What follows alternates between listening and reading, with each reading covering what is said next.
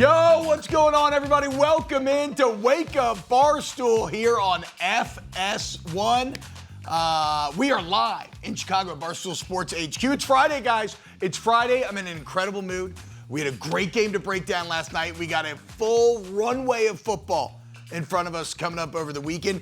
And we got some new faces on the show today. So we got a really good show planned for you. Real quick, I'm going to run through kind of everybody who's here, run of show. We got a guy, Katic, a.k.a. The Crawler, a.k.a. Reality Beach House Star. Mikey, how we feeling today, brother? So good. Hell yeah, dude. Friday, beautiful. Got a great crew in here. Pumped. TV. And then we got our guy, Dana Beers, the legend. Look at him. He's getting so slim. My Egyptian brother from another mother. As if we already weren't male and white enough on this show, we just added a twin. It's just a guy who looks exactly like me. But we are finally breaking the streak because now, behind the desk, in the producer chair, bringing you all of her best gambling picks, we got Megan. Oh, Megan, yeah. Hey, Meg, what's up? Show them the shirt, Meg. Show them the shirt and let all the Florida fans know. Play neck. The back says pay the fine. Shout out Mike Anderson for the merch, for the drip. Florida Hate Week, baby. Florida Hate Sucks Week. to be a Florida Gator. It always does, year round. But look, we'll get to all of that. Coming up in hour number 2, we got a really exciting hour as well, guys. Beersy and Katic are going to sub out. We got Brandon Walker, Big Cat coming in. We got Anthony Rizzo joining the show. Rob Stone from Fox Sports coming in to talk some ball as well. Me, Brandon, Big Cat will do picks against one another, and I got something you're going to want to see. I didn't know this. Rob Stone came up with the term ham bone when he was calling PBA bowling back in the day. Wow. Yeah, if 3 strikes is a turkey, he said 4 is a ham bone. Wow. Which is pretty sick to me. That does sound good. Beersy, how we feeling, baby? Here on FS1. Man, absolutely phenomenal. You know when there's a little bit of fall weather out there and Yeah. you just get nice and tingly inside? Yeah. Just walking into the studio today, I'm so excited. I'm with my boys. I'm with Megan.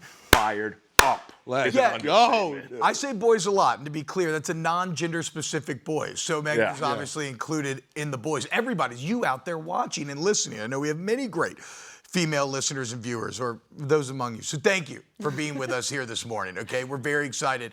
All right, let's dive in. Last night, guys, Packers Commanders, winter warning whiteout, a cool autumnal crisp in the air, and the Green Bay Packers, dude, announced themselves to the world. That's what it felt like. I mean, this team looks so badass. As if the Micah Parsons trade couldn't have felt any more ridiculous. Like he came out and just immediately made Jerry Jones look bad. The Packers, unbelievable. I wasn't really familiar with their game heading into this year. Yeah. Well, And you've been then- playing. Yes, Yeah. but I mean, their D-line is like unbelievable. And I usually think like the Commanders usually have a good offensive line, like Biotic at center, Allegretti at right guard. Like they are a good offensive line, and they just made them look silly last night. Jaden couldn't get anything going. No. It's one of the most The whole exciting, game. dynamic players in the entire NFL, and Parsons was just up his ass the entire night. It would be 3rd and 3, 3rd and 4, and you'd be watching the Commanders and you would say, they're not going to get this. Yeah, They're not going to yes. get this first down. And it'd be the exact opposite for the Packers. Yeah. It'd be 3rd and 7, 3rd and 8, and you're saying they're going to get this conversion every time. They look like an absolute juggernaut. I'm going to say it. I'm going to use the J Absolute word. juggernaut They are status a juggernaut. confirmed. And Jordan Love, I think, started the season at plus 2,500 MVP odds. Now he's plus 700. Wow. This dude is climbing up. He looks so confident. He looks super bouncy. He just looks in the right spot every time. He's throwing absolute dimes. He's got so many people to throw to. I know. An awesome running back, an emerging tight end in Tucker Kraft. Yes. People forget I drank beers with Tucker Kraft once. You yugged with Tucker? He throws them back. Of course he does. Bro, he's got the C on his chest. Yep. Yep. I Yeah. mean, to be a tight end and be a captain, you know you're thrown off. Yes, like absolutely. You know you're a bit of a psycho white boy. I did DM him last night. Did you? Yep. He followed me on Instagram a while ago. I DM'd him. I go, you're an absolute horse. I go, dude, I enjoy watching you so much. He just Yeah. sent back, trains rolling. Oh, yeah. That was a nice Wow, what a response. Wait, that's what he said? I said trains Wait, you got a rolling. response Yes. already? Oh, let's go. I go, trains rolling. I go, dude, I love you. No, he had an awesome game, a little breakout game for him. I mean, he had a very good season last year, but that felt like kind of his coming out game. 125 yards and a touchdown. Yeah. Just an absolute beast out there. Yeah. Well, and the very funny graphic near the end of the game where it's like total yards. Commanders are at like 108 at one point, and Tucker Kraft was like 120. Yeah. Outgaining the entire team. I'm glad you said it though, Beersy, because with the addition of Micah Parsons, and I want to talk about Parsons, but like, where are the Packers weak? They're the youngest team in the league, though we had John Kuhn on yesterday, and he said maybe we're making a bit much of that. Their average age is like a year under the, whatever. Youngest team in the league, ton of weapons. Like you said, great running back, tight end. They got the quarterback. The secondary's excellent. The entire D-line is good. And the one thing you did not have, and it's a very valuable piece, it is a piece capable of putting a barrier on a championship, was edge rusher. And now you got Micah Parsons. And Rashawn Gary. Exactly. Rashawn Gary, I mean, if he's going to be an all-pro this year, without a doubt, in my mind. I mean, the way that he can take over a game and take charge of an offensive line, I mean, him and Micah were given the rookie Josh Connerly. Oh, dude, what a terrible. I have a bone to pick with how the Commanders were trying to handle that, but I mean, he's unbelievable. Okay, yeah, explain said bone. I mean, and we did this a lot in Indiana, and our offensive line coach did not like it. It's the chipping. Yeah. Because you're giving the defensive end momentum to get To bounce back inside, yeah. Because it puts the tackle, it's a hit or miss. Because if the tight end can really get into him and prevent him from getting upfield, but if he takes that inside lane, the tackle is screwed. And then the tackle's kind of having to slow play it. Because Exactly. it's like, okay, well, I have to allow for the chip and account for him bouncing inside, but then what if it's a bad chip? And then he beats me on the outside. It's like you have to explode out of your stance, one, but then you have to be able to adjust and pound that post leg in to fight the inside move. I found that one. I love this. I love hearing him talk about offensive line. It's passion. That's what it is. I guess, yeah, for those that don't know, Katic last year was Indiana center last year on that incredible Indiana team that made the run to the playoff. Hoosiers. Hoosiers, baby. So Parsons last night, 8 pressures, half a sack on 37 rushes. That's a 21.6% pressure rate. It just felt like he's one of the few defensive players that Gardner must watch on every play. Yeah. Like you find him and you just watch him until the ball leaves and then you follow the rest of the play. And you were rewarded for that if you did that last night. I'm glad you mentioned Gary because this has a multiplier effect, right? It becomes the whole is greater than the sum of its parts because you're damned if you do and you're damned if you don't. Yep.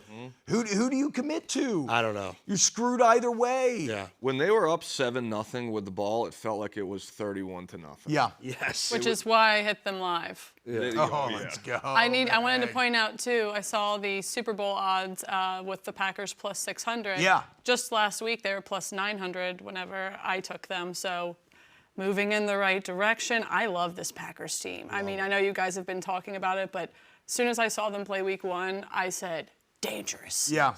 And I am continuing to think that. So we talked about Parsons, and we can get to, I don't even know if we will get to Commanders, honestly, because the Packers are such a story. Jordan Love is fascinating to me, though, as well, because how did the Packers know he was going to be the guy? Like, we've seen this story a million. They paid that man the richest contract in NFL history after 8 good games. We saw an entire season of good Trevor Lawrence, and that hasn't gone anywhere. Yeah.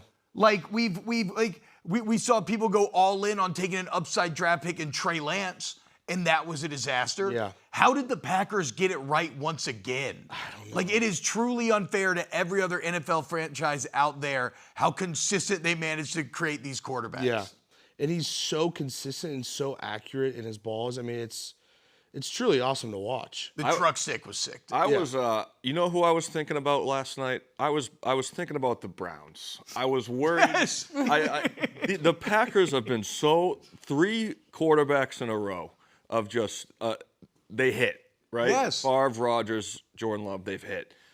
The Browns have had what? 30 quarterbacks? Yeah. I think the jersey, you know, the infamous jersey, I want to say is up to around, it's 30 or 40 names. It's crazy how well they have been able to just be consistent at quarterback. And all of these teams in the NFL, there's so many that haven't been able to hit on one single guy. And the Packers have had a guy for decades now. Yeah. The Browns right now have Joe Flacco, Dylan Gabriel, and Shadur Sanders. Yeah. Like, that's absurd. Don't sleep on Shadur. Don't sleep on Shadur.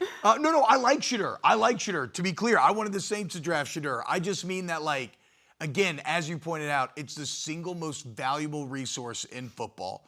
It's the single most valuable thing that an NFL franchise could possibly have. And here the Packers, amidst the chaos, have done it again, moving on from Rodgers, investing in Love, who didn't look that good at the beginning. He didn't. He really did not. They had a 96-yard drive and a 92-yard drive last night. And it looked flawless. It looked easy. They made it look simple. And again, I think they are the best team in the NFL right now. After 1 week, we got to see what happens this weekend. But it seems like really they kind of are the dark horse. Yeah. If we're doing power rankings, they're a juggernaut. Fun fact, they mentioned in the broadcast last night, Aaron Rodgers, Brett Favre, Bart Starr, all 27 years old when they won a Super Bowl. Jordan Love turns 27. Oh, the other infamous 27 club. Yes, the 27 club that I would much rather be a part of. This one. What's that one? Is that the other one is a bunch of very famous artists dying at Oh, okay. 27. My bad. Yeah, Jimi Hendrix, Janis Joplin. That Mac Miller too? All right. Yeah, Mac Miller's Yeah, in there. Mac Miller's in there. My bad. Have we all made it past 27 except for Katie? Oh yeah. Yeah. Sorry, 32. Mikey. Sorry, Mikey. Good luck, dude. We're rooting for you, man. Shall we? Speaking, okay, there are also a couple things that I wanted to point out from the broadcast last night. I actually, this is on me, bad show prep. I didn't look up who this guy is. He's on the practice squad. Did you see this chain on the broadcast last night? Unbelievable. How did you miss it? It's Isaiah Nayer. Oh, I didn't know this was Nayer. Okay, this is, guys, That's a dinner plate. guys, what are we doing? I mean, That's awesome. This is absurd. This is nonsensical. This looks like a Photoshop. Like somebody took it and enlarged it, but I know it wasn't because it was live on I'm Prime. gonna be honest. If I got any type of signing bonus in the NFL, I would buy something ridiculous. I'd buy something. You just have to get like a big beard. I mean, that I was gonna say, what would it be? Probably like I would get something like this that is probably nonsensical and not something I would use every day. you get a big beard. Maybe some cool shoes. I don't know. Remember cool the shoes? shoes that used to have spinners on them? Oh, yeah. I might get like something like that. I remember the chains that used to have the spinners on them. That was one that like stopped me in my track. Oh, I'm historically bad with money financially. I would do something dumb. Yeah, but I saw you and Francis talking about it like we got 401ks. You know what I'm saying? At the end of the day, At the end of I the might day. be in debt, but I'm not in debt because I have a 401k. There we go. That's And what I I'm haven't saying. dipped into it yet. We got a retirement, building day by day. What about do we have Jack Chad from the stands last night? Now not as impressive maybe because it was not cold last night, but another man who seemingly but underrated, and PFT pointed to this, underrated character, the cheese fireman. I don't want to cheesehead assume this fireman. guy's on steroids, but if he is, I want to take steroids. And I mean, he was just absolutely ripping that up. Ripping the vape. Also- Ripping. I mean, cloud chasing. The thing is, they stayed on him for Yeah. like 15 seconds, and it was one. I mean, he long was continuous shucking that pull. What are thing these things down. called? Pecs? Pecs. Yeah, pecs. Oh, yeah. yeah. I would love to have some pecs like that. I just got jiggly. No, pecs. Megan, that's too dude, much, it's the right? pecs. That's Yeah, too much. that's too much. And also, this doesn't seem like a Packers fan. This seems more like I don't know, like a weird Chargers fan or I would something. say I could see West Coast. I could see Giants. I could Jets. see, yeah, I could see Northeast too. But having Rio. him that yoked Yeah, he's in too. Green Like, Bay. you'd rather have guys with some fat on them. Yeah, I like the dad bod. Yeah. Yeah. Yeah, of You know what, course. Katic? You look perfect. Yes. Thank you. That's what I was going for. I don't want to make this about myself, but I worked out 2 separate times yesterday. Oh, Really not a God. big deal. It's not a Beersies. big deal. I didn't 2 work a out days? once. I did 2 a days yesterday. Well, you got one for me because I didn't work out at all. So It's not about me, but this whole segment, but I did work out twice yesterday. Shout out Dana. Like we hard cut to next week, and Dana's without his shirt, looking like Chad Packer. But hey, okay. So again, biggest takeaway, guys. The Packers are juggernauts. yes, As and Bearsy said. and I want to mention 2 new starters on the offensive line as well for Yeah. the Packers, and they One of gelled. them, it was his fantastic. first start, right? Yeah. One first start, one second start, and they gelled great. Don't you love how you see that cohesivity just right off the bat? It's beautiful. Yeah, Cohesivity. Not a word, but I love it. But I Yeah. love. I not think a word. cohesion. Dana is thought what it we're was looking a- for, but no. Dana thought it was a word. thought it No, was. no, but it plays though. It plays. Sometimes it's like telling a story, right? Cohesivity. I mean, not everyone is a wordsmith like you, T. I'm a vocab nerd. We know this, and I'm Which not I'm jealous of you. meaning for to that. demean. No. You're like Les Miles. Yeah. Coach Miles used to make up words every single meeting. Win a national championship. Exactly. I Yeah. just found out the difference between objectivity and subjectivity. I'm still getting there. Yeah. I still don't know it. Okay. Objectively, I don't know I it. have the same brains, dude. We're gonna explain it during the commercial break, guys. When we get back, we What got a plenty more Friday. NFL talk coming up here. We'll look at some of the 0-1 teams, who has the biggest wins. We'll give you some favorite underdog bets from the NFL going into this weekend, so you can start to fill out your card. We hope you're having a great morning. I know we are. Keep it locked here on Wake Up Barstool. What up, y'all? Welcome back to Wake Up Barstool. It is Friday here at Chicago Barstool Sports HQ. This is FS1. We're breaking down football all weekend long.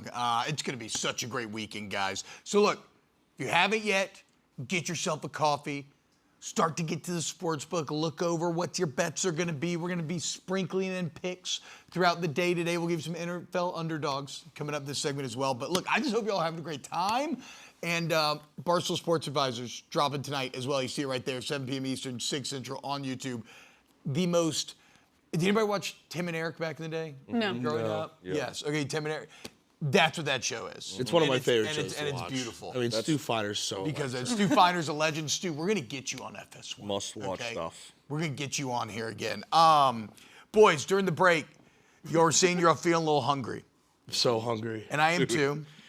We're all big boys I up could here. plow some eggs. in bacon. So that's what I was going to ask. If you had your dream breakfast right now, what would it be? I love a Waffle House like I was going to go there too. hash brown bowl with the hash brown bacon and eggs, and you toss them to. Tabasco in there? Dude, stop. Okay, I'm a huge bagel guy. So a huge Asiago bagel, bacon, egg, and cheese, cream cheese on it. And then, dude, there's a place in Bloomington, hash brown casserole. Yeah. I mean, huge patty of hash browns, American cheese, egg, bacon, sausage, and then they fold it up. Ooh, Okay. I So would bathe in that. one question real quick. so greasy. So in your bagel sandwich, Yeah. you like bacon and not sausage. Yes. I've always found for bacon to be the only meat, unless it's one of those places that just like pours on the bacon. Yeah. I've always found it to be a little insufficient. I like a sausage actually- patty with bacon garnished on top of it. So here's my thing. So I love if it's well put bacon. That doesn't even make Well sense. cooked. a lot of bacon. If there's a lot of We bacon. need a high volume of bacon. Well but if put. there, but you know my problem with a sausage patty is you take a bite, slides out. no, Yep. no. You got Slides out. You're eating them wrong. you got Slides soft. You got out. soft incisors. No. I would expect better out of you. Are you that's kidding me, sad. dude? Yeah, that's what you're Would you lose disappointing me right respect now. for me? You're disappointing me right now. Megan, what's your premier breakfast? I'm gonna do 2 eggs over easy, toast with butter. This is at Waffle House. Hash browns, extra crispy, smothered, covered, chunked, and diced, and then a chocolate chip waffle with a root beer. Hell yes, Root dude. beer. I love In the root morning. beer. I love root beer with breakfast. All right. Can I just really say I weird. could straight up eat cheese for every meal for the rest of my Blocks. life? I could Blocks. eat blocks of I used to cheese. do that as a kid. I still Blocks of do. cheese. I still do. I was making burgers for the kids last night, and yeah, my middle daughter just Denied my cheeseburger, just eat a bun with unmelted cheese. It's just, yeah. Maybe. Or grilled cheese, it works. As long as Bacon they're fed. Texas cheesesteak, double plate, smothered, covered with a vanilla Coke and a waffle on the side. Woo! That'll be mine. That's a good call. Although I think the premier is still a sausage, bacon, egg, and cheese croissant. Biscuits are more consistent, but croissant might be the peak. T-Bob, I'm about to get up and leave. You're right. Okay. I'm about to go eat if you don't stop. It's on me. All right. So let's get in NFL this week. Let's start to break it down, guys. A lot of big games coming up. And I want to explore a question here. Which 0-1 NFL team are we going to give the hyperbolic title of must win to here in week number 2? And I think this is maybe an okay way to do it. We're going to run down the teams, and then we'll just see. Okay, so the Jets, 0-1. I'm going to say no because it's the Jets. Yeah. I agree with that. Kind of irrelevant, right? Yep. Patriots? For me, yes. Okay, Yeah, I can speak see on it it. as well, though. This could be, if they go 0-2 to the Dolphins, the lowly Dolphins who just got smashed by 25 points against the Colts. This team is supposed to win 9 to 10 games this year. If you start 0-2, You're cooked. it's not getting any easier. I will say, I think the Raiders made the Patriots look a little bit worse than they actually are. I think the Raiders are just straight up good. Raiders are very. I completely agree with that. Like I said it Monday, one of the days. They're not championship good. No. But they seem very competent. Yes. Like better than the middle tier. I think 0-2 under Vrabel, bad start, and you'll lose the fan base real quick. Just being a Patriots fan, I've been blessed. I've been blessed my whole life. Mm-hmm. We have high expectations this year. And by high, I mean playoffs. Yeah. No Super Bowl, just make the playoffs. I think 0-2, you start talking a little bit of, we might be in trouble. So, Beardsley, help me out here. How we feel about Drake May? I love him. I think Because right now it's him and Caleb Williams that seem to have the lowest stock of the 6 draft picks. it's tough because they couldn't run the ball at all. The offensive line has always been shaky since he's been here. I think he has all the arm talent in the world. He can run. He's a good decision maker. He just, I don't know. I just don't love our offensive line. I think he's the guy. But I also, Mac Jones won 10 games his rookie year, and see what happened to him. There's a little bit, like in the back of my head, worried about that. There's a little Mac Jones in him. God, I forgot. I Mac know. Jones He won 10 started off games. hot, That's man. crazy. He started off hot. But this, I don't know. Question, Dana. Yeah. Obviously, you're saying this is a must-win for you. The games played in Miami are always really wonky between these two teams. Yeah, get crazy. It's never good. So, best case scenario, they go down there and just smash the Dolphins. Please. Worst case, the Dolphins make them just look like garbage. The Dolphins, Mike McDaniels, that team is a joke. Yeah. He is a joke of a coach. If you've ever seen him mic'd up, he makes me want to puke. It was cool when they were He's winning. a clown. Yeah. But it's the ultimate example of something that is, you talk about this stuff long enough and you see these kind of eternal truths come out, and it's like, okay, like let's take Belichick, for example. If you win and you act like Belichick, you're quirky. Mm-hmm. You're taciturn. You're a bit grumpy, but you're still the man. If you lose, you're just an a-hole. Mm-hmm. Like, so with McDaniel, it's like cool and intelligent and witty when he's winning, but now he just looks like a loser. Dork. Yeah. I can't believe you just nodded your head when he said taciturn. I was just going along. Yeah, I wasn't going to say I anything. couldn't even tell you. There's no world either of us know that word. Can you define that? I know what taxidermy is. I think of it as being like a little like laconic. What are you doing? Can you dumb it down for us? Isn't that a town in New Hampshire? We are not advanced in the vocab area. Can you dumb it? What is it like? What? I think that's a town in New Hampshire. Yeah, laconic, New Hampshire. I think end of the day, they got to win this game. They have. You know what's funny? And I guess it's because I'm low on the Patriots. I didn't have it on my list, but they're absolutely on. Like this might be the biggest must-win of any NFL team out there. Yeah. Megan, Mikey, anybody got one that jumps to the mind, or you keep going? I put the Ravens down. Okay, Because I had the Ravens as well. They obviously a horrible loss last week. Like Yeah. they, let the Bills back in it late. they're facing the Browns, divisional opponent. They have to respond. Yep. They have to respond. They're playing at home. They got to put out a good show this week because, these divisional opponent games are big, and to come off a win, a loss last week to get a win this week, they have to. And it's not going to get any easier. They got Lions, Chiefs, and Rams, 3 of the next 4. That is tough. So you got to get this Browns one. I mean, you have a Browns team that didn't allow a first down to the Bengals in the second half and still found a way to lose. It's unbelievable. Meg, do you have one that jumps to mind? Yeah, I was going to go with the Lions, actually. They're obviously 1-0. They didn't even look like they got off the bus when they played the Packers. Now they go into a divisional game, and their schedule is an absolute gauntlet. So if they want to have any chance to remain competitive in this division, I think they need to win this game. Yeah, it's I view this game as almost like a double must win. Just because Bears fans will completely pack it in and give themselves over. They're already there. They've already packed it in. It already sucks. They're holding out some smidgen of hope, but now they have to go to Detroit and face a Dan Campbell team that got embarrassed. And also, maybe got embarrassed by a juggernaut. Yes. Right? Like we can't even really now, after what we witnessed last night, we can't really ding the Lions too hard for what happened last Sunday. This feels like a great spot for Detroit to get right. So to your point, Megan, if they lose, then that's disastrous. God, this could already almost be the end of the Bears season. Again, Dan Campbell is the type of coach, once he loses, he's the guy to fire everybody back up in that locker room. He surrounds himself with smart coordinators. I love this spot for the Lions this week. I think the good news for the Bears is you have Ben Johnson. He knows the right buttons to push against his former team. That's true. I think that's a big advantage, having the former coach on your sideline now. It's something to look out for. I don't think they're going to win this game, but I think it is probably a little bit closer than people would think. I agree. You're right. I didn't think about Ben Johnson going back because I'm an idiot. It's like the most obvious point ever. You could call Beers. Producer Jeremy just, I think, highlighted a pretty good one as well here that I hadn't considered because it's a team that I hate and thusly ignore for much of the time. That's the Cowgirls. Giants going to Dallas. Shockingly similar situation to Detroit, right? On one hand, you have a team that believes themselves to be a playoff team, disappointing week 1 loss, now going to be at home against one of the lesser teams, one of the worst teams in the NFL, and the New York Giants, who looked really bad against the Commanders last week.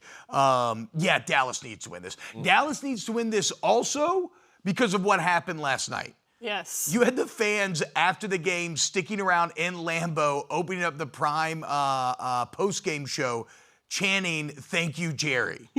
I mean, the ultimate. Micah Parsons looked incredible. When the Cowboys had Parsons on the field, they were the #1 defense in the NFL the past 4 years. When he was off the field, they were 32nd. It's unbelievable. And Dak looked pretty good week 1. He did. Yeah. So he could build some confidence here. Okay, I'll give must-win to Dallas as well. Can I ask a question on the Giants side of things? Yeah. What's the downside of playing Jackson Dart? We're getting there quick, aren't we? We are. You saw Jaden Daniels last year played 17 games, and he went to the conference finals. Why not try this guy out early? Is it mostly because you don't want to ruin him? Is it because you don't want to ruin his confidence?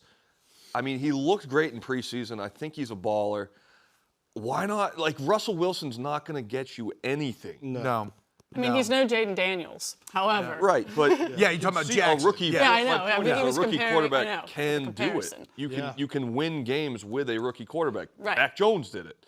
What to you guys is the downside? It's a weird thing to me where it's like, whenever I see these situations, I'm like, okay, well, they must be seeing something in practice that is just telling them he's not ready. But to your point, we have examples of guys coming in later in the season or at various times and then doing really well, right? Like, they thought Justin Herbert wasn't ready to play immediately. And then before the game, the trainer stabs Tyrod Taylor in the lungs and he gets thrust in there and he's awesome. So it's like, sometimes, I don't know, maybe it's an overabundance of caution, but you lose this game and you're probably already there. Yeah, you got to. I'd play Jameis. Or it's But I love Jameis. You got New Orleans. I mean, that's just for vibes. Like, Yeah, Jameis for vibes all day. Locker room. He's the vibes king. Shout out Jameis. All right. And then how do we feel about this? So a lot of people are painting the Chiefs as a must-win here, going against the Eagles. Really, the Chiefs not just losing against the Chargers, but like for one of the first times that we've ever seen, kind of getting handled. Like Herbert out-dueling Mahomes. The only reason why I can't say must-win with Kansas City for me, it is at home, so it's similar in that variant, is it's still the Chiefs. Yeah. Yeah.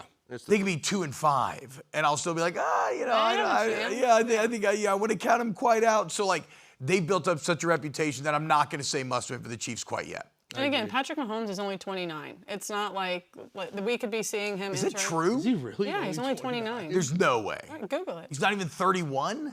I don't know. I think he's Good 29. God. I'm 30.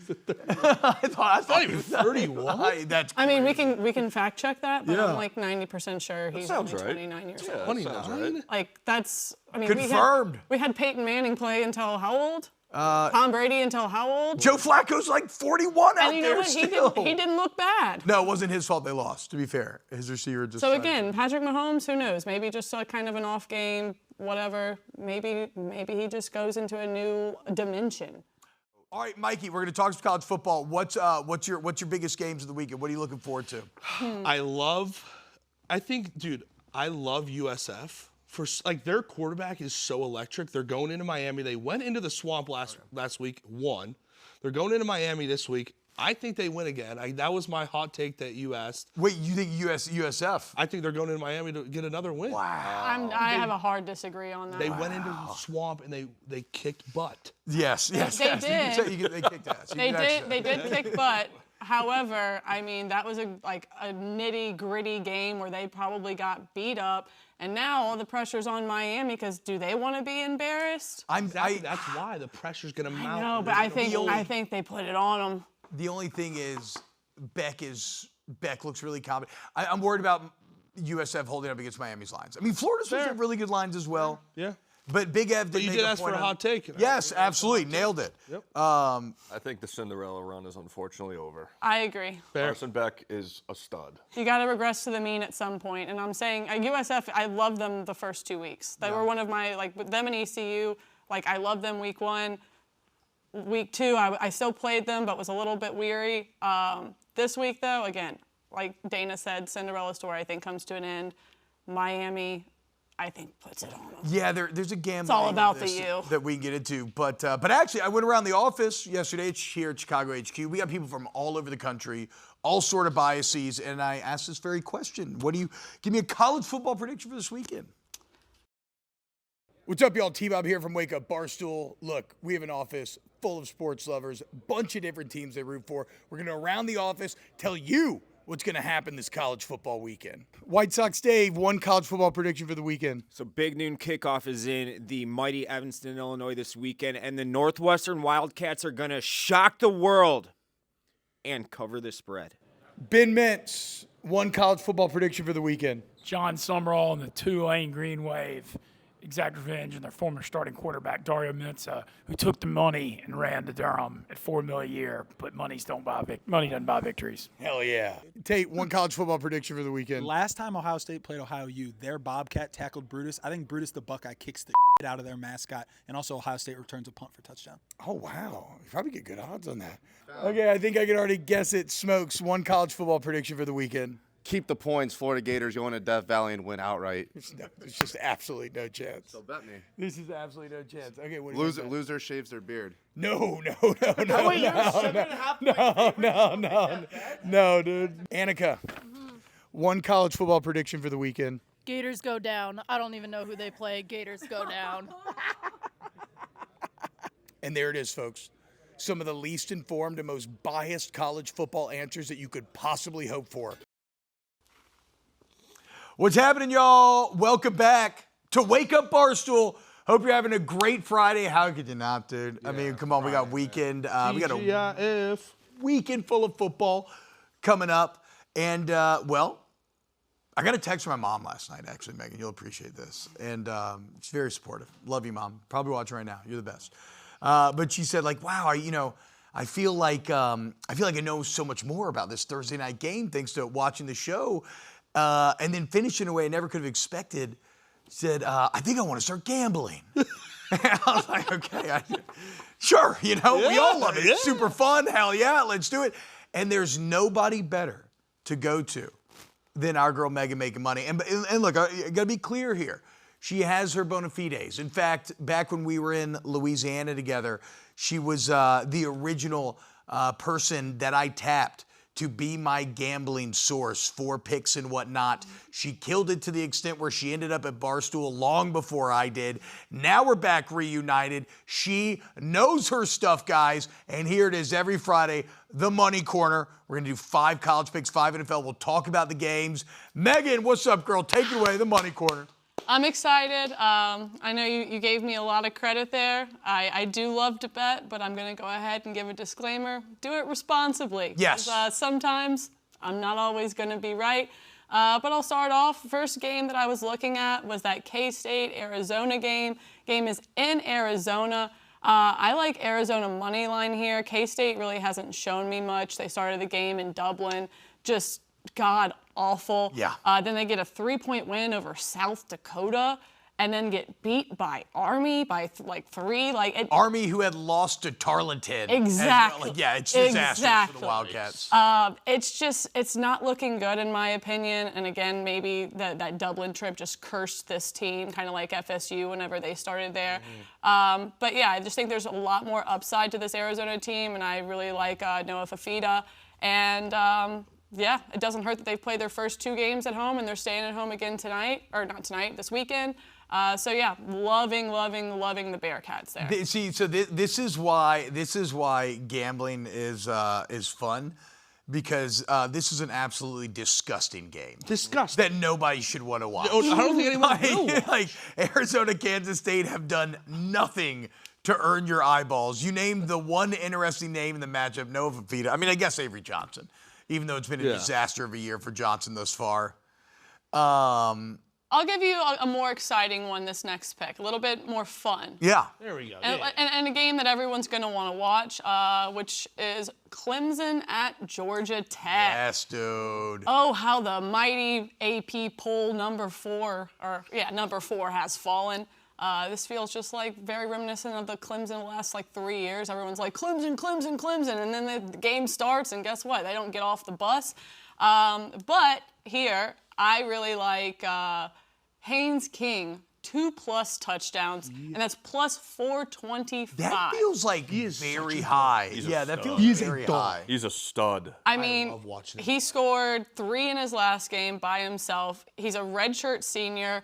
This is potentially his kind of Super Bowl. This is massive for Georgia Tech, because they could be ACC. Yes. With Clemson seemingly falling off, this is an opportunity for them to move into the driver's seat for that ACC title. And in my opinion, if there's a chance that Georgia Tech can win this game, King is going to be the contributing factor. Yes. So if I want to do something fun here, because again, I don't know the identity of Clemson, Georgia Tech is pesky, but I would rather sprinkle, get some plus money on those 2+ touchdowns, plus 425 for King. And I don't know if you guys remember when Georgia Tech played Georgia, they should have beaten them last year, Like dude. 8 overtimes. Haynes King was unbelievable. he was putting So his good. body on Should the have won that line. game. I mean, so that's He was ready to die on that field. I think that's why I love this bet for Megan so much. And it's at Tech, which is huge. But it's the fact that for better or worse, Brent Key is going to go full deep red in the wear and tear on Haynes King.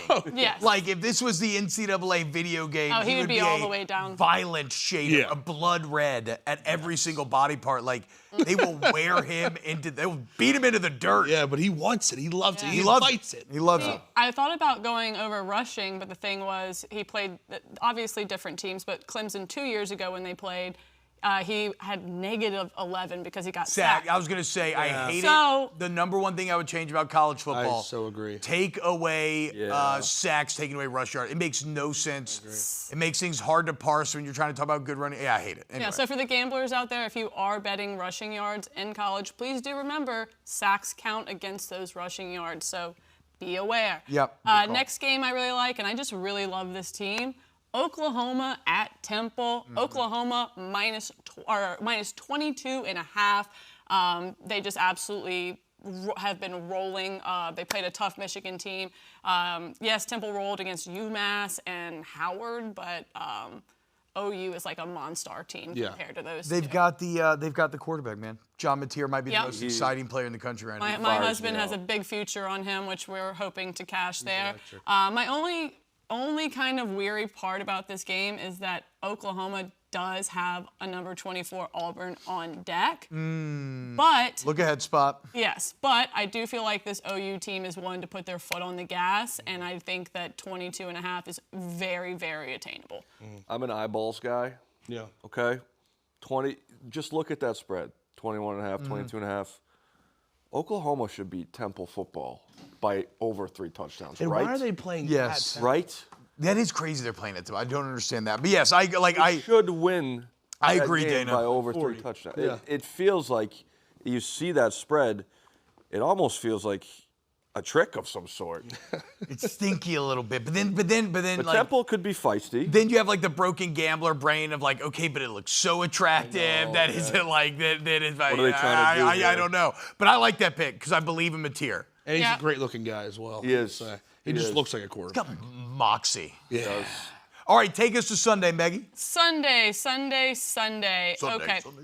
So the first thing I'm going to do is I found 2 teams that I wanted to put in a teaser. For those of you that don't bet, is a 6-point teaser, and basically what you're doing is you're moving the line. So I'm planning to tease the Lions and the Chiefs. So I'm teasing the Lions down from 6, just to the money line. Okay. And the Chiefs to plus 7.5 Oh, against the okay. Eagles.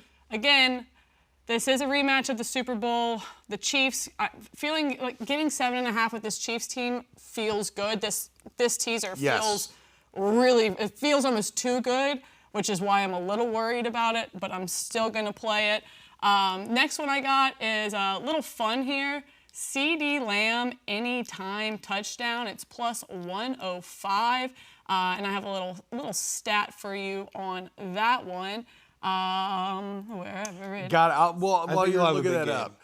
He got to bounce back after our last That game was because he played atrocious. awesome until the end. Yep. Yeah. He played awesome till the end. Which is just something like those are just such routine catches that he just. You gotta make Those hands, Right. those hands at the end of the game kind of reminded me of Hingham High School me junior year. I was thinking the same thing. I dropped a lot of balls. I dropped a lot. No, I was skinny back then. I was a receiver. Whoa! I was 170 dripping wet. I could not Now, imagine 6'4", 260, I'm a receiving tight end. Yeah, but great. You put me out there, I'd catch balls. You look like a truck. No, I was 170 pounds. Wow. Yeah, they start, drinking and eating. So with that CD Lamb anytime touchdown, it's plus 105. So obviously we're getting plus money there. But the weird stat that I had to go find, and it goes back to last season, but CD has scored at least 1 touchdown in each of his last 7 Sunday regular season games as a favorite. And with the Giants being 24th overall in defense, I really like CD to get a touchdown and at plus money.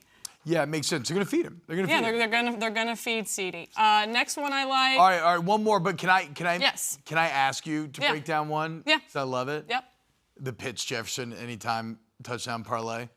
I'm so all in on Kyle Pitts that it's crazy. All right, so yeah, Kyle Pitts, Justin Jefferson, anytime parlay.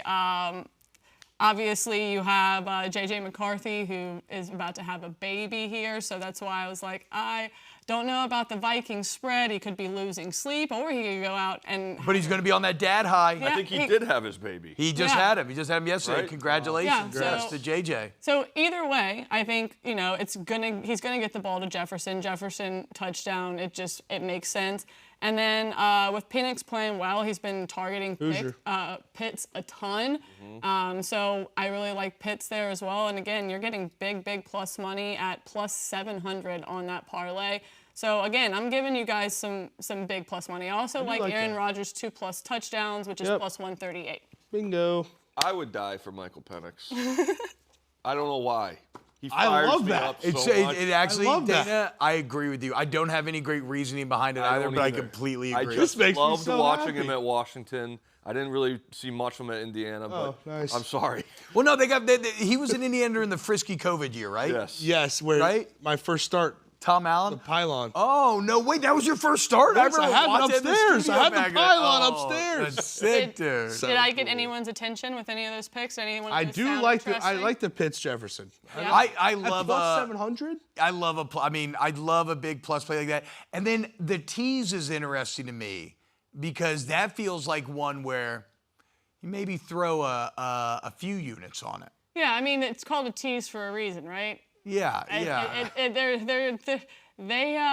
They can become a little heart wrenching because you know, For sure, because you're at minus odds, you're hoping to bet big and still, kind of guarantee yourself a win. But I that's a solid. Like I like the dual nature of that, right? You can play the tease, maybe look for a more sure thing, hopefully, and then you can play the plus 700 anytime parlay. Eyeballs, 7.5 at home for the Chiefs. Use your eyeballs. They're Yeah, not gonna lose by it's Arrowhead, dude. Right. It's shocking to me that they're a dog at all. right. In Arrowhead.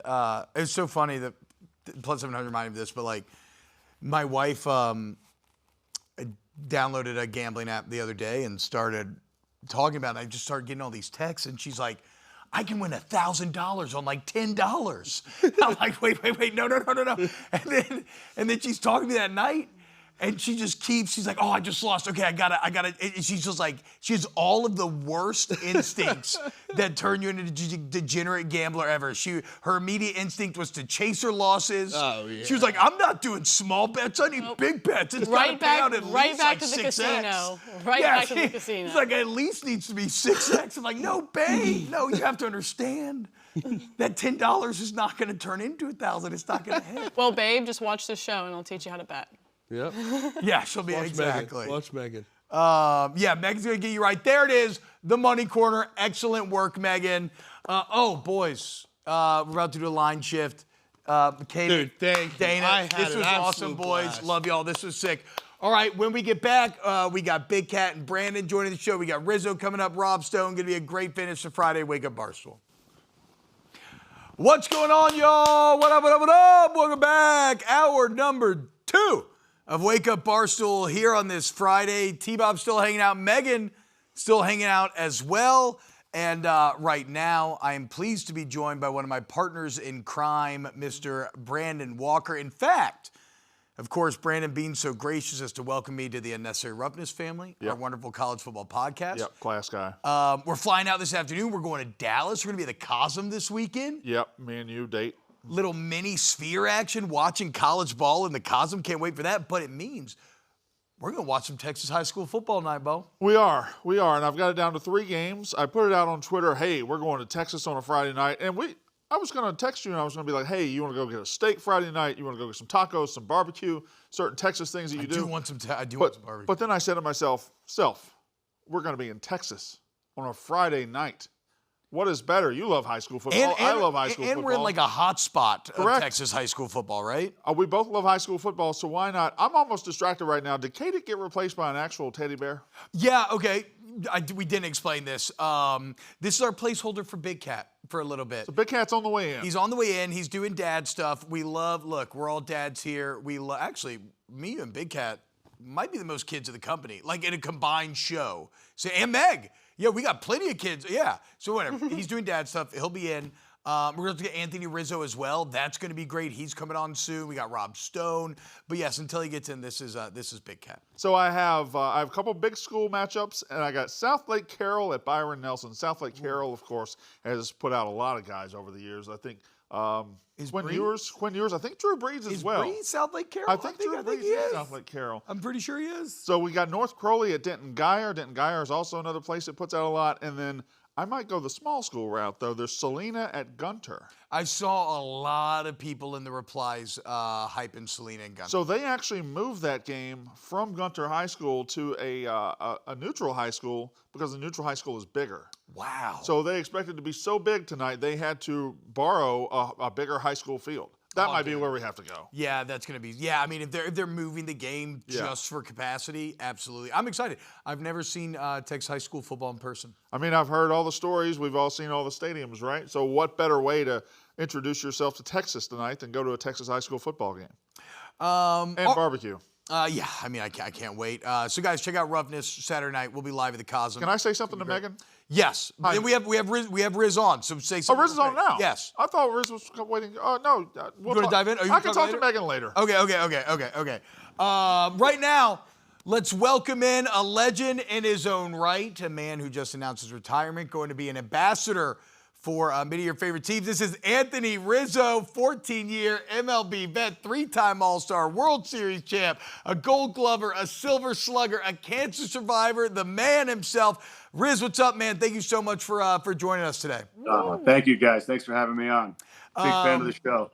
Right on. Thank you. Yeah, hell yeah. I mean, we've been doing it a long time, like a whole week at this point. Is it a week now? Yeah. Well, look, we'll have Big Cat on in here soon as well. He's going to join the show, like I said, when he gets done with some dad stuff. But Riz, let's start with the obvious, man. Where are the emotions now after announcing that you're going to be stepping away from something that you've been doing your entire life, essentially? Probably all over the place, but I kind of knew last year in the World Series, I told my family, I told my wife, Emily, I was like, just enjoy this run, this playoff run. I don't really know what the future is going to hold, and just enjoy it. Let's enjoy it to the fullest. And then when the off season kind of unloaded and things played the way they did, the decision was right. We just had our firstborn, Anthony Jr., so he's just 3 months old now. So congrats, dude. That's awesome, man. Perfect timing. So did you have plans last year that when this moment came, you knew you were going to get back together with the Cubs and have this day have this day at Wrigley, or is that something that came together in the last month or so? It came together in the last month or so. I love Chicago. I love Wrigley, my time there, the career I had there, and then I love playing for the Yankees as well. But Mr. Ricketts reached out, and we had dinner, him and me, my wife, and Crane, and Tom Ricketts, and it was a great dinner, and they asked what it's a one day. Oh, there he is. Hey, Anthony. I thought you were coming at 8:15. Yeah. What's up, Right buddy? on time. How Have are you, you? I don't know what you guys have talked about yet. I'm excited. He had a baby boy 3 months ago, dude. No, I know. I know. I was texting his old wrong number, and I was like, oh, he doesn't like me anymore. And then I got his new number. He changes, people guys change, man. Yeah, World Series champs change. Hey, are you going to take it at bat on Saturday? Because I think that the one-day contract should always be mandated that you have to play. And I actually know, I said this earlier this week, I know the type of guy you are. You absolutely would put on the uniform and take it at bat, and you would get a hit. Those days are behind me now. I mean, I would love to, especially at Wrigley again, but I'll sit in the bleachers this time and try to start one of those beer cup snakes and start a rally there. Well, I'm excited for this weekend. What if you had to pick one memory that was not actually like winning the World Series, but one moment at Wrigley that like sticks in your head? Because I was thinking about it on the drive in this morning. I had a couple. Obviously, you just dangerously deciding to jump on the tarp every time there was a ball close by and having everyone's heart stop.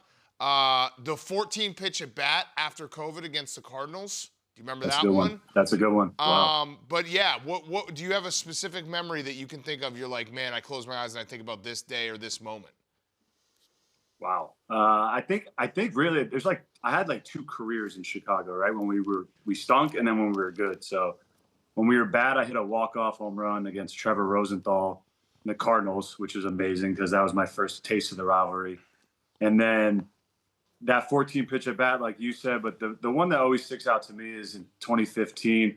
Big Cat, you were actually part of this celebration the night. Yes. But when we swept the Giants in August, that was really our belief that we were really as good as we thought we were, and sweeping them and propelling us into the wild card was everything. And then we had a big weekend that weekend as well. Yeah. So when he says you were part of the celebration, y'all just went drinking after. Yeah, we went drinking after. So he's talking about specifically. So the reason why I think Rizzo deserves a statue at Wrigley and his number retired and all that stuff. And I'll say that he's humble. He's not going to say it. He was the bridge guy from bad to good. Like he started the movement to the World Series team, where he was on the teams. The 2013, 14. 2013 is when you get called up. 14's not great, but the end of 14, it was kind of that moment where you're like, oh, this team is now playing 500 ball.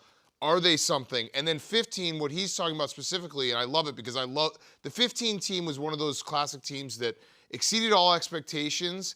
It was a year before the year, and it was such a fun team. And there was a 4-game series against the San Francisco Giants, who, remember, won a lot of World Series in that decade.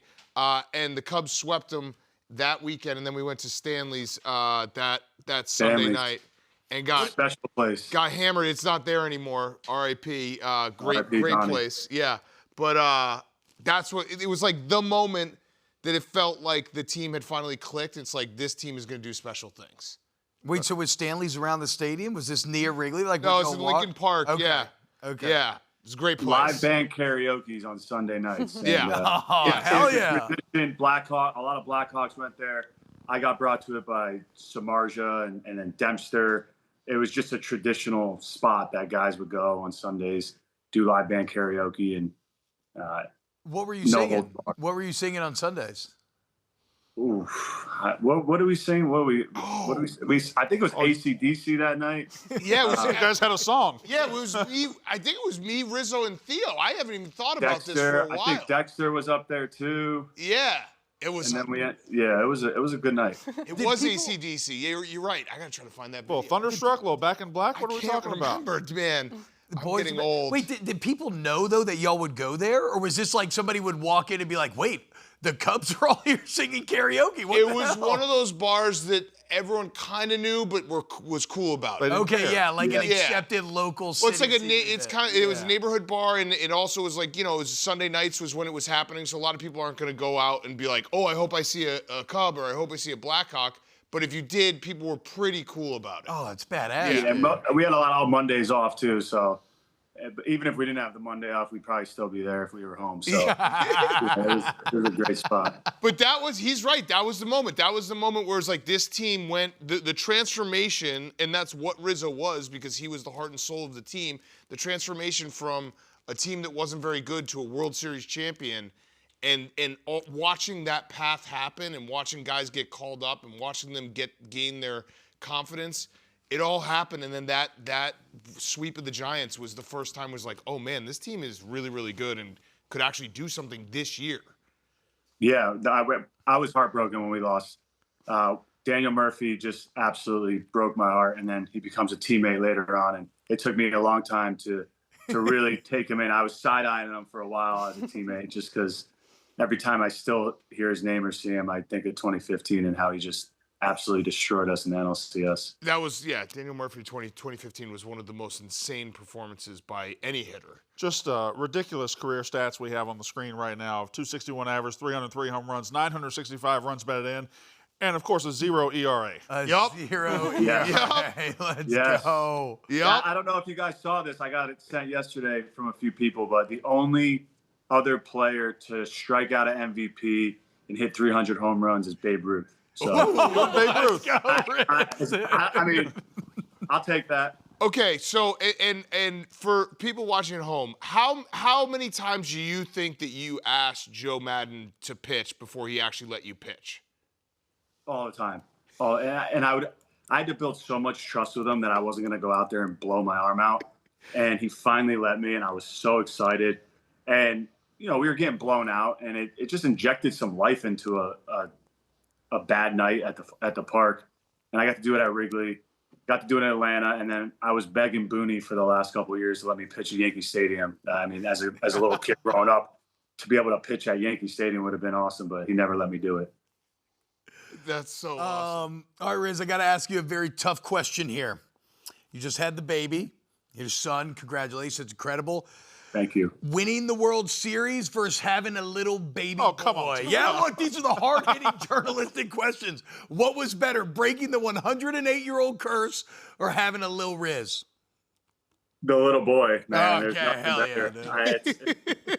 I mean, seeing what Emily went through and just what women go through in birth and then postpartum is just it's crazy. It really is a miracle. Dude, it's awesome. you're already married to her. You don't have to suck up like that. Obviously, Mama's watching.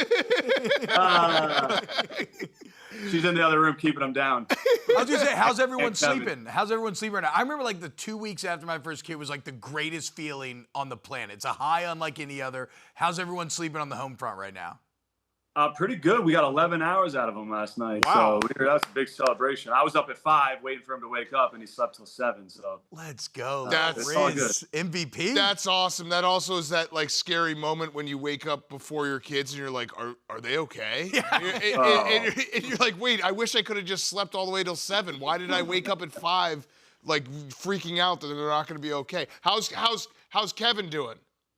Kevin's doing well. He's really adapting. He was just laying on the baby in the bedroom, so he's still side-eyeing a little bit. It's Kevin or a kid? Kevin is Anthony's wiener dog. Okay, all right. It's a great name for a dog, He's right? famous. He's very famous. Yeah. Are there any teammates coming back this weekend? And like, are there guys that you've talked to or reached out? Maybe there's a guy who's reached out to you since this was announced that you're like, man, that was awesome that I got to talk to him. Because it's been, 10 years coming up. Yeah, just a lot of love from a lot of teammates. I didn't really invite a lot of guys because I knew the announcement was going to be 2 days before it was going to happen, and it wasn't official for a little bit. So to get guys shotgunning in to come in was tough. But Jay Hay will be there, Rossi will be there. I believe Dexter may fly in, and a few other guys. So we'll see. And then Dempster will be there. Yep. Just a few other big names that'll be there as well. I just don't want to throw them under the bus right now. So what are you We'll gonna be in do? the bleachers. So what are you gonna do? Just play a bunch of golf or what? Do nothing. I'm gonna Nothing. do Oh, good. No. I'm gonna be a dad. I'm gonna play golf. I'm gonna whatever's thrown at me. Who knows? Maybe do a podcast with Rossi here coming up. Who knows? Yeah, I saw you were playing golf with our friends at Bob Does Sports, but also our colleague Keith Yandel. Yans is the best guy ever. That's actually a pretty good plan if you just go with Yans every single day in golf. Yeah, we waxed Bob, me and Jens. We waxed him and Joey. They showed up excited. They brought their cash, and well, Bob didn't bring cash. He does Zelle. I'm like, Bob, who does Venmo and Zelle? I'm like, Bob, we don't do that here at this club, and we waxed them for a good amount. So I'm gonna try to get my handicap down, but right now I'm in a really good spot to sandbag a lot of people. Yeah. All right. This is a bad question, but it's also like one of the funniest parts about you at the plate. How many times was it official that you swung at a ball that hit you? Bro, at least 5 or 6 times a year. It's crazy. And I see guys do it now, and I get that like embarrassed feeling for them because I would just play it off. And there was one time Iglesias from the Reds, he threw a cutter that moved like this much, and it hit me right in the quad. I'm like, I'm gonna get hit right in the boys one day, and it's not. I didn't wear a cup ever in my career. I'm like, if I get hit there or I get hit in the head, I know it's time to walk away from the game. Yeah, it was. You were always just like so fearless, so close to the plate. All right, I had one last question because I know we got to run in a second. I don't know if we can even play this after you leave, but I just want to say probably one of the coolest things ever was when you tried to take on the entire Cincinnati Reds team. That was also a part of the like because it was going from bad to good and getting culture into the organization. You having that like swagger and a little bit of like, yeah, I don't like these guys. I don't know. Those are the moments that are really cool to look back at, I'm sure.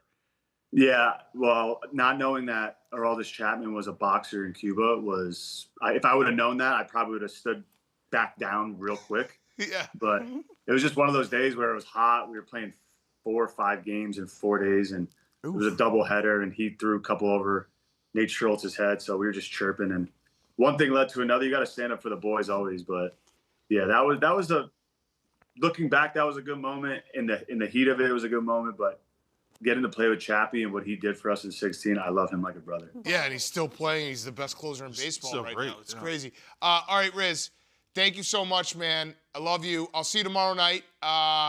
You're the best. That's all I got. No, hey, I love that you're back in Chicago too. Yes. Yes. You got to come by the office. I feel like we kind of came up at the same time. You know what I mean? With the yabos and everything. So Yes. never forget. Yes. Yes. Hell yeah, Anthony Rizzo, absolute legend. Congrats on the retirement. Congrats on the ambassador. Enjoy this weekend. It's going to be awesome. Congrats on Lil Riz, man. Thanks, great. boys. And shout out Appreciate it. Kevin. You can shout out Kevin. Wiener Dog Kevin. All right, See ya, guys. When we get back, we still got Rob Stone coming up in studio. We got to give you our picks as well. Between me versus Big Cat versus Brandon. Keep it locked right here on FS1 for more Wake Up Barstool. What's going on, y'all? Welcome back to Wake Up Barstool here on FS1, and it is our distinct pleasure to be joined by our guy, Rob Stone. You see him every single Saturday all over your television screen. Big noon kickoff there in town. We got Oregon traveling to Chicago to take on Northwestern, where the surf meets the turf over there in Evanston. And Rob, the first ever non-WWE superstar to hold the a WWE Championship belt, Brandon. Yeah. You're aware of that? I am aware of 24/7 that. title holder. I'm aware of Pinned that. our truth on set, I believe. The man who was a 4-year Letterman and MVP at Colgate back in the day, and Well, you guys are all over Wikipedia today. the man Wow, who you're nailing it. coined the term ham bone when Attaboy. calling the PBA. Yeah, those are my big three, apparently, huh? 4 strikes and in a eating a row. pepper. Yeah. Ham bone sick, dude. That's Yeah, beautiful. that's number one. That's awesome. It's probably on my tombstone. Yeah, absolutely. Rob, what's up, man? Thank you so much for joining us, dude. This is awesome. By the way, this setup is amazing. Isn't it crazy? Yeah, I was talking to you off camera. I was like, tell me about the internship program for my son and for myself. Yeah. because I'm in. We're in. We're cool with nepotism. I could, yes, we're all in on that. His name is Camden Stone. He's a sophomore at TCU. The application will be in your inbox Get in him up 30 here. minutes. Yeah, Let's get him go. on up. Come on here. up. Come on up. Ooh, good time to be a sophomore at TCU. They're pretty frisky this year, dude. They are. And SMU really screwed things up last week because that SMU TCU game next week would have been an absolute banger, end of a rivalry game. But what have you ever? Has anyone? Yes, it's gorgeous. It's not. It's like a Disney set. Correct. It's not real life. Yeah, it's like a soundstage almost. Yeah, it really is. It's beautiful, but it's like a soundstage. The two of us walked around there last year. I think it was last year we went and did a show there, and we just walked around like, what? Yeah. Where are we? Are we It's the like Truman it's Show? like the Truman Truman Show for Show. universities, Yes. for sure. Yeah. I happily take my money. Yeah. Just because this is great, this is safe, this is clean, this Yeah. is welcoming. You got it. How much did you raise it this year? Great. Take it. Keep loving it. Keep loving it. Rob, so what's up, man? How are you looking forward to this weekend? Again, Oregon, Northwestern. Maybe not the most competitive matchups on paper, but I told you I was watching Oregon film yesterday with Katic, and I know they replaced everybody, but they look sharp. Yeah. They look like a true contender. So, Kat, Monday we have our big noon kickoff call, and I don't know if you picked up that vibe too, but Yeah. it's like everybody started stumbling over themselves with this love affair for Oregon. I'm like, you guys haven't mentioned the Ducks once this year, right? Yeah. In 2 big noon kickoff shows, it's been nothing about Oregon. We didn't even really talk about the whole Gundy war of the words, and we saw how that played out. But I'm getting the vibes from everybody that whoa, wait a second. People are not talking about Oregon enough.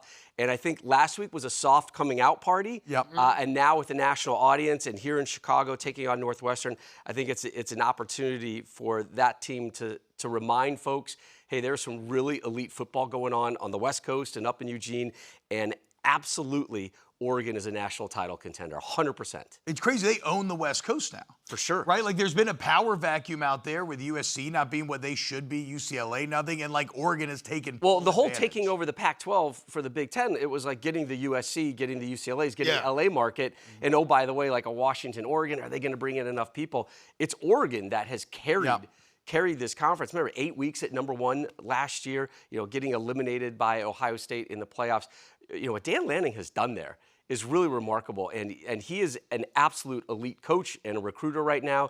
They've got the funds. As long as Phil Knight is still around, that program is going to be where they want it to be, and that is a chef kiss job right now. Yeah. I think if the NFL came after Lanning, he'd be like, I don't know, why would I want to give?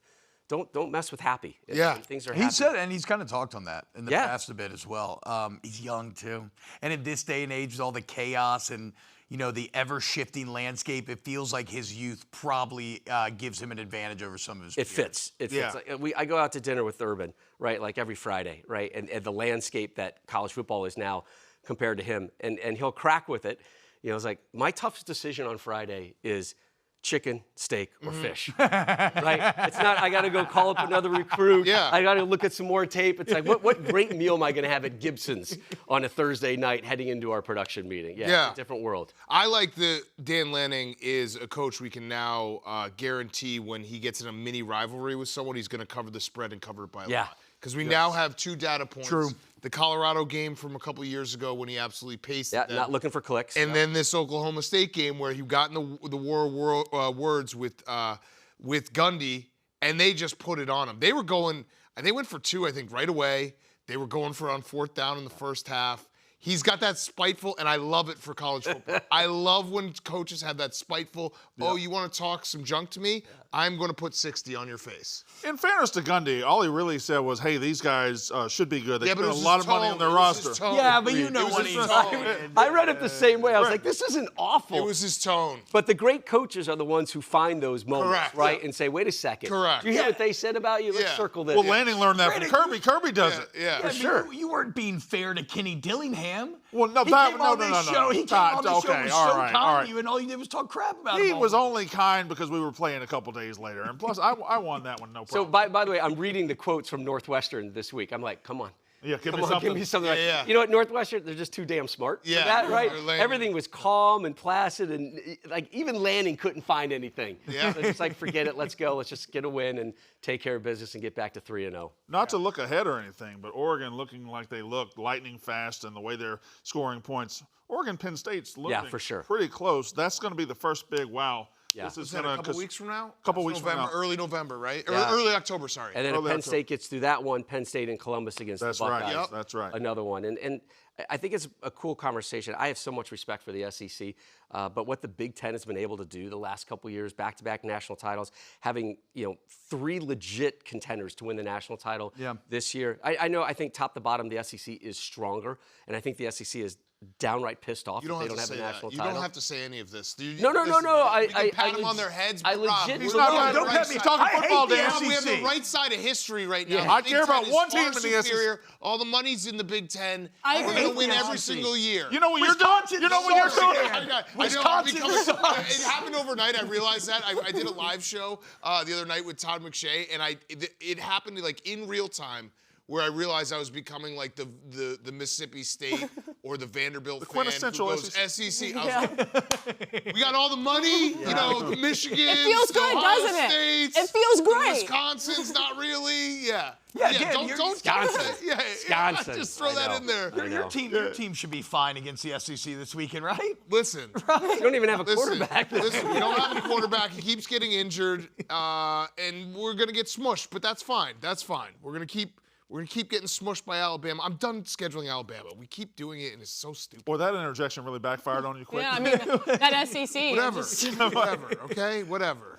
You just don't have to. You don't have to pat them on the head. He wasn't patting on the head. Yes, he Correct, was. thank you. He was trying And by to the be way, nice to you guys. Stark Vegas is actually a sneaky, really nice. Now big he's town. patting. Now he's, yeah. Now he's That one made that. That's That one made me a little bit. Go ahead. The Go ahead. flow is Thank you. gorgeous. Thank you. I don't care what people say about Starkville. It actually wasn't the worst place in the world. Correct. No, it is a nice. It is. It it's is. a great There are place. great restaurants downtown. Man, I the junction enjoyed really my sets time. it all. It's a beautiful town with great restaurants. It is. It's a bespoke town. We got like 2 You or can 3 get a good delicious restaurants. ribeye steak. Other OBs. What a sell. Ribeye steak. All right, guys, look, keep it locked here on FS1. We're going to take a quick break. Rob's going to hang around for another segment. We're going to continue to talk ball. We'll see you on the other side, guys. What's up, y'all? Welcome back to Wake Up Barstool. Hanging out here on a Friday. Football weekend is almost here. We got picks coming up next segment. Right now, we're hanging out with Rob Stone. He's in town for Big Noon Kickoff tomorrow in Evanston. It's going to be fantastic. I got a question for Rob. You ready for this, Rob? Okay, yeah. This is not going to go well. Well, we'll see. Said the HR department or No. my livelihood? All right. Rob, do we suck at soccer? Oh man. Come on, give it to me straight. I think we suck at soccer. Yeah, I'm a little worried.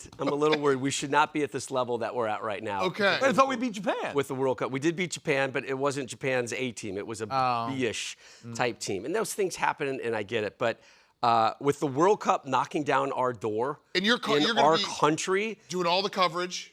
this is a troublesome moment. And we're not a nation that can just turn it on. Like, Right. oh, you know what? Save it for June, guys. Save it for June. No, we're not there. We're still a blue collar team and that's how we need to survive. And we haven't been blue collar enough for a lot of people. Yeah, I'm worried. Not getting out of the group stage would be an abject failure. Yeah. And it would literally be like, burn it down. Okay. Burn it down on the men's side. On the men's side. Like, it's not working, guys. Whoever you are, wherever you were hired from, if you can't get out of this group in an expanded World Cup with 48 nations there, you have done an injustice to your country and to your sport. Okay, I like that. I'm happy that you at least. But we're going to get out of the group. Okay. Yeah. Okay. Here's my problem with U.S. soccer and the vibes around it. And I obviously want them to do well, but I feel like there's never accountability. It was for the longest time was Berhalter's fault. And then it was like, and then you get the new guy. And if the new guy fails, it's going to be his fault. It's like, maybe the players just suck. Maybe we just suck at soccer. I wouldn't say suck. Okay. Right. I said, but not. that was a question. No, but like not to statement. a level of Spain, not to a level Yeah. of England and Germany and Argentina and Brazil. I don't know if we'll ever get there. It's a fair question, but it's so frustrating because we've had so much time since the last World Cup that we hosted in '94 to get better. And have we gotten better? 100%. But guess what? The Spains and the Germanys keep getting better as well, and stronger and faster and more adept at everything. So I thought American soccer would be further along than we are.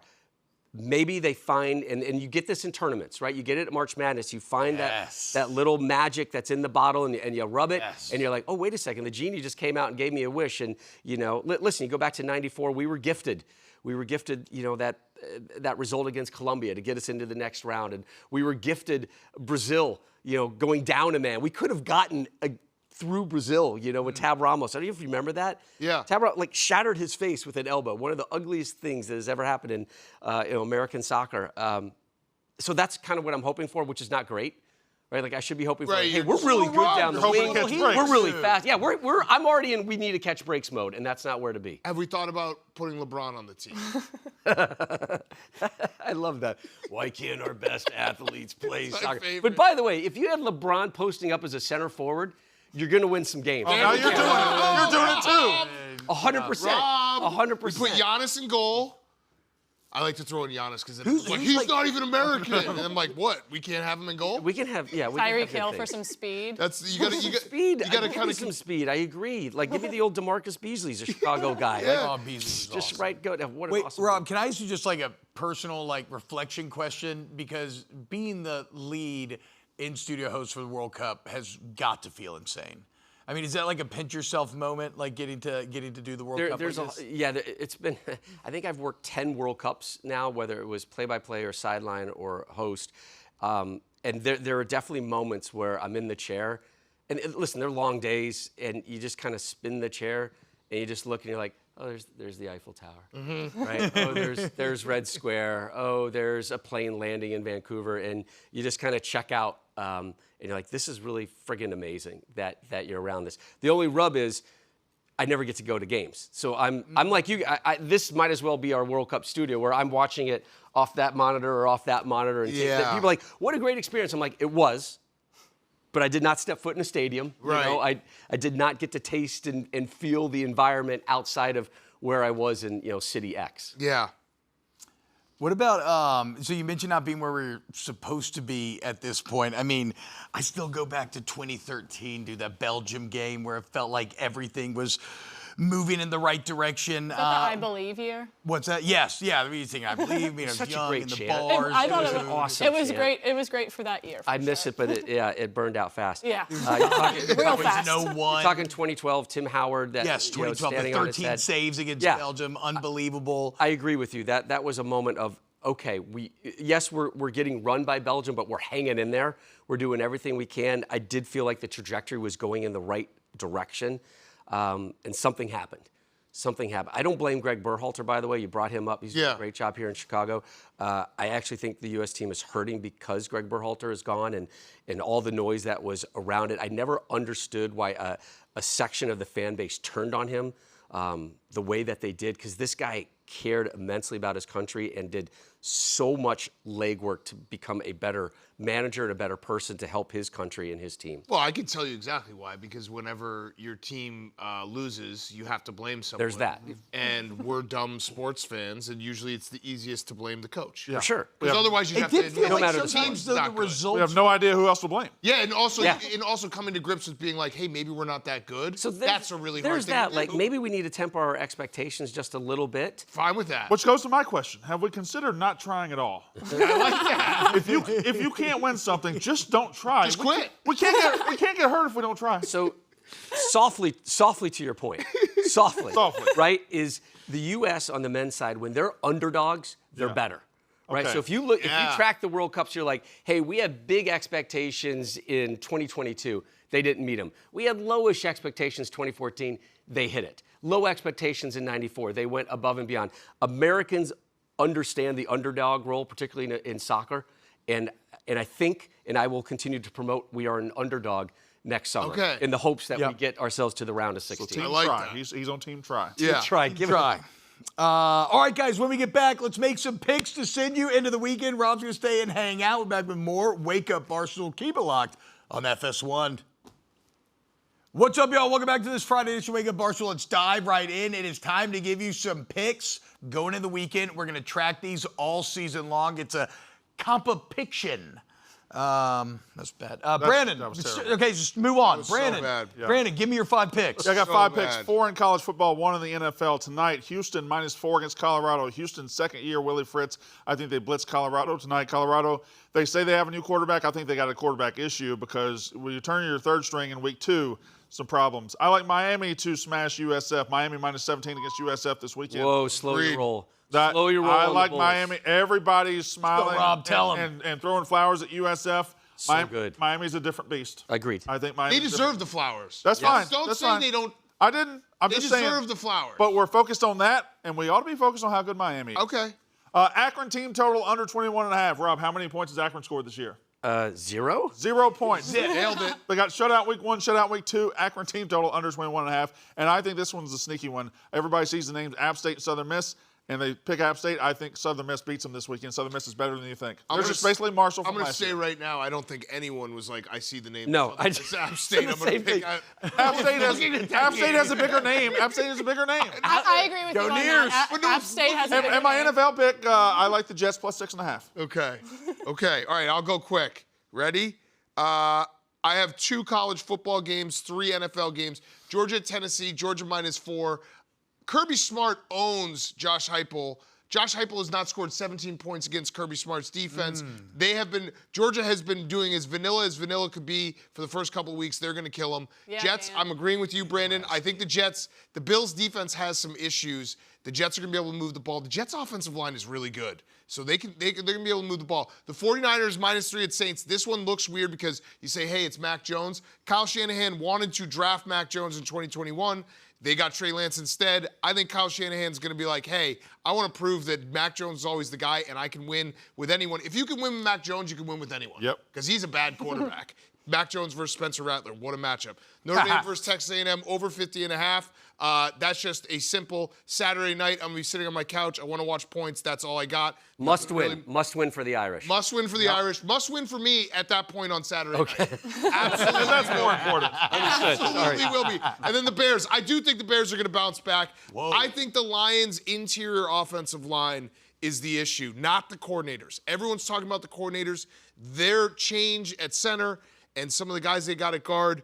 I think the Bears are going to be able to be in that game, and I think Caleb Williams is going to have a nice showing. I have the Bears +6. All right, guys, my turn. Last week, my boss called me a P word and a D-bag. He said, you're too scared to pick NFL games. Well, would you look at that? 4 of my 5 picks coming out of Sunday. And how about this, can't guys? count. Dave? What? Math is That's hard. just I three. only see You can't 3. count. 3? That's No, just 3. those are my picks. I changed it. I took Arkansas That's why off he the list. called you the P word. No, I and took then- yeah, Arkansas off the list. That is an incorrect graphic. That is an incorrect graphic. Hey, man, you got to roll with the graphic. No, man. no, You gotta roll with the Screw graphic. the graphic. Graphic. We're doing it live, Oh, Rob. look, you still We're have doing it no- live. No, We're you're doing it doing it live. You still have No. 3 NFL picks. You're ruining this. Everybody loves dogs in this company, right? Also, just so you know, Chiefs VE Eagles. I don't know. I don't make the spell? graphics. T-Bob can't spell? No, No, this is T-Bob also, I'm just going to say, I kind of hate all of the picks. Terrible picks. F you, F you, F you. You know what this is? I got you 5 home dogs, guys. 5 home dogs. These home dogs will bark this weekend, baby. We got Georgia Tech at home +3 against Clemson. Okay, Clemson's It says flailing. Arkansas at Haynes Ole gonna bring Miss. That is not my pick because I wanted the home dog theme. That should be Georgia Tech +3. No, Arkansas is in Oxford, right? Get out of here. I got the Raiders at home +3.5. Give me the hook. Chargers great last weekend. It's still the Chargers. Saints +3. Screw you, Dan. Fading you. Screw Mac Jones, the least exciting football player that's ever existed. I don't disagree with that. Enjoy Saints Spencer +3.5. Rattler. Colts +1.5. Yeah, I told you Danny Dimes was legitimate. He's going to get it done against the Broncos this Sunday. And then, are you kidding me? The Kansas City Chiefs as a dog in Arrowhead? It all makes too much sense. That's 5 home dogs for you guys. Big plays. Where was the 4th NFL game? Yeah. We're still can you look under your seat? Yeah. Yeah. No. Everyone Raiders, loves Saints, the Chiefs. Raiders, Saints, Colts, Chiefs. There you go. Way to Raiders, Saints, squeeze it Colts, in. Chiefs. God. Remember, you imagine like hosting a show and not being able to count? That's not true. That's insane. I can't count. Again, math is Brandon hard. does it every day. I have an expansive vocabulary. I'm very well read. I can count. I love you all. Thank you so much. We will see you on Monday. Have a great weekend. May you win all your bets and Lester Dan. Thank you, Rob Stone.